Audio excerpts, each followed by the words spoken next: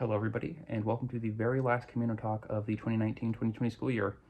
It's a very crazy time for this to be happening. Not how I imagined that this last Camino Talk that I would give would really happen.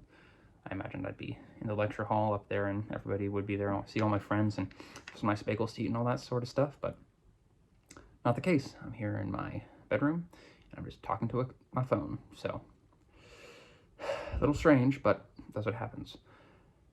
And since we're in such crazy times, I thought that it'd be fitting to talk to you guys today a little bit today about hope.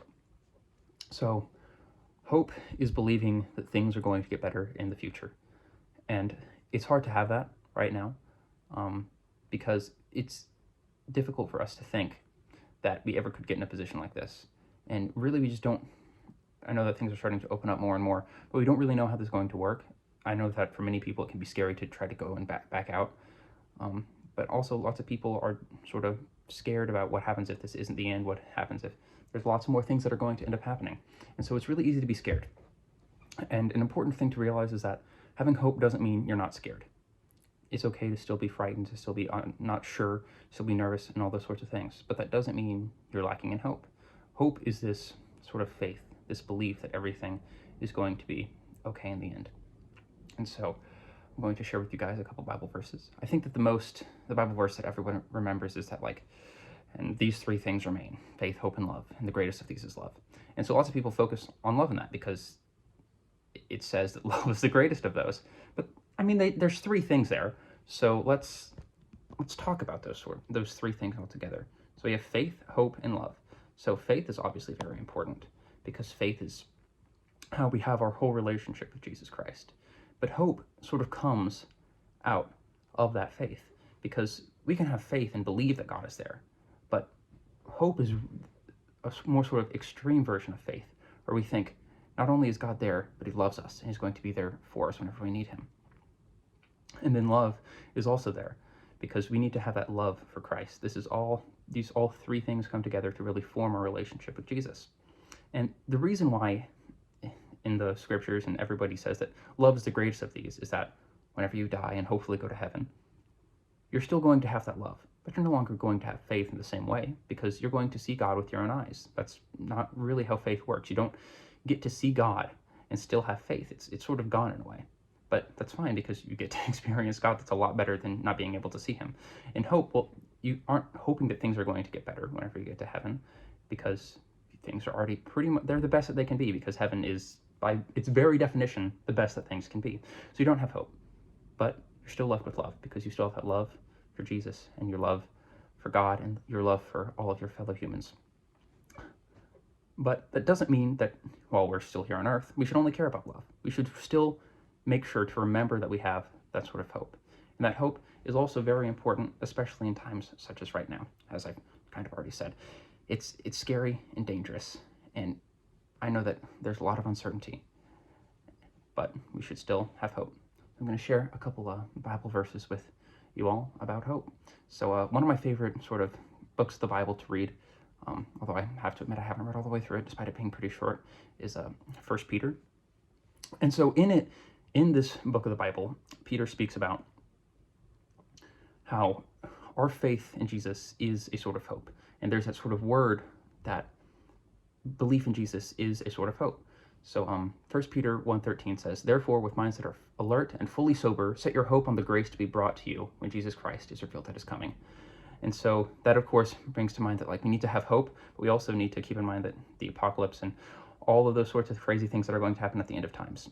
And so I know that with all these crazy things that are happening, I have been joking with my friends and with everybody else that I know that oh, it's the apocalypse, the end times are coming, and all those sorts of things. I'm not serious, and I'm probably saying you probably shouldn't do that, in all honesty, but, that is just how it is. It's how some of us cope, is by making jokes about things, not saying anything bad about any of the people that have been suffering from the coronavirus.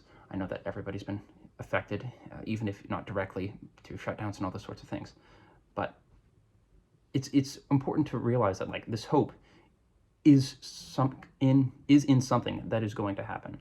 The end times, Christ coming back, is going to happen, and we need to have hope in that.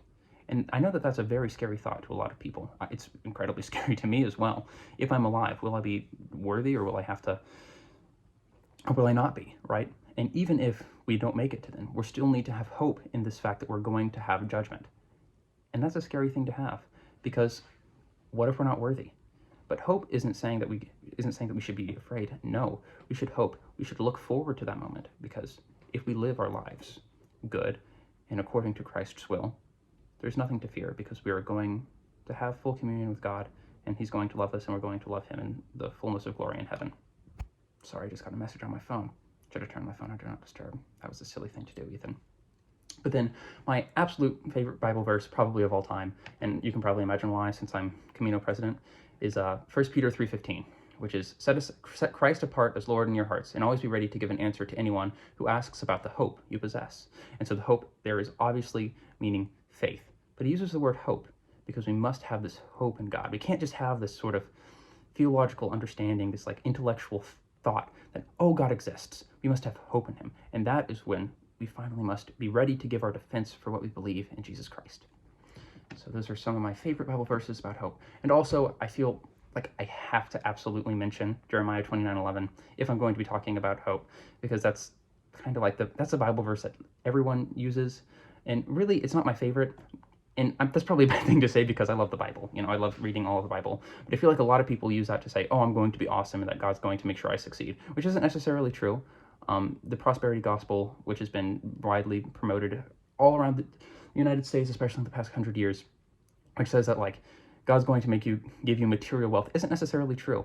And Jeremiah 29:11, I think, sort of feeds into that.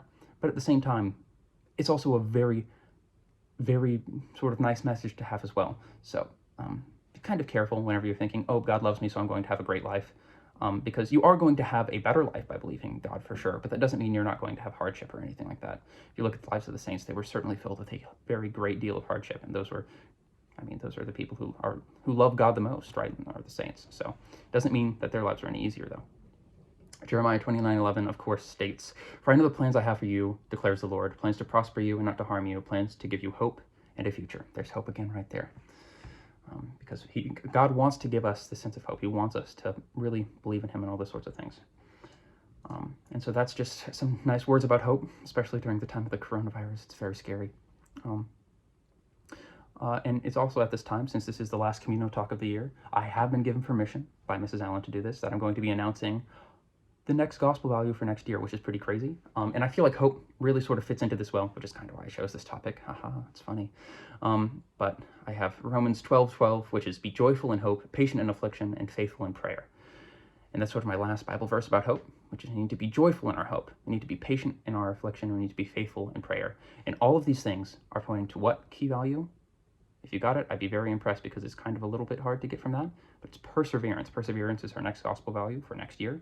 And really, perseverance, especially right now, is incredibly sort of it's right on the mark, right where we need to be, because it's easy to give up. It's easy to say, oh, it's online school, I don't really need to try very hard, or oh, we don't really need to try for the AP test because they're online, for any of you AP students out there, or oh, I don't really need to keep on trying to make contact with anybody or say hi to my friends or anything like that, because we're all social distanced. We need to still be continuing in our lives. Probably the biggest example of this is, well, I don't need to care about my own personal health, either physical or mental or any of those sorts of things, because everyone's taking a break right now. It's fine. We should be using this time in order to prepare ourselves, to make ourselves better. And that is this sort of sense of perseverance that we're going to continue through. This hardship isn't going to last forever. We must have hope in the future. And so because of that, we must persevere. We must continue along in everything that we're doing. And so that is the end of my tenure as Camino president. Me and Luke Bannister are, as co-presidents, wish you a healthy and happy summer. Hopefully all of you guys out there are staying safe, doing all those sorts of things. And thank you for listening to my Camino Talk. Bye.